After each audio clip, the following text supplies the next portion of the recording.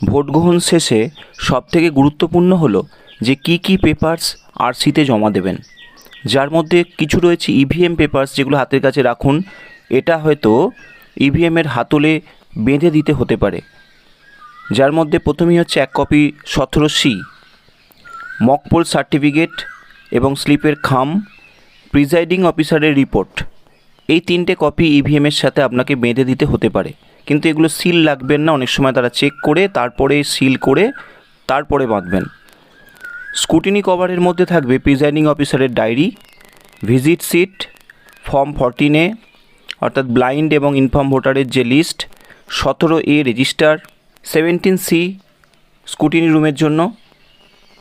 এছাড়া statutory cover, যেগুলো সব সিল থাকবে, যার মধ্যে marked copy of electoral role এবং ভোটার স্লিপ, এগুলো খুলে দেখার কোনো প্রশ্ন নেই, এগুলোকে সিল করে দেবেন। টেন্ডার ব্যালট যদি হয়ে থাকে তার কপি এবং 17B তার সাথে দিয়ে সেগুলো হচ্ছে সিল যাবে।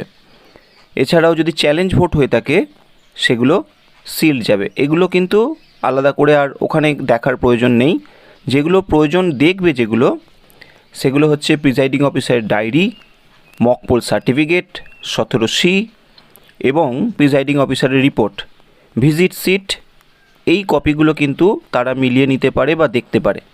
এই কারণে এগুলোকে সিলড অবস্থায় নিয়ে যাবেন না, সামনে গালা এবং দেশলাই কাঠি বা লাইটার সাথে রাখবেন। সঙ্গে সঙ্গে সিল করে কাউন্টারে সেগুলো জমা দিয়ে দেবেন চেক করে দেওয়ার পর। কারণ এটা কাউন্টার থেকে কাউন্টারে প্রত্যেকের মত দেখেছি আলাদা হয়ে যায়, তাই সেক্ষেত্রে কাউন্টার থেকে জিনিসপত্র নেওয়ার সময় তাদের কাছেই জিজ্ঞেস করে নিয়ে যাবেন যে হাতে হাতে কোন কপিগুলো আমি জমা দেব।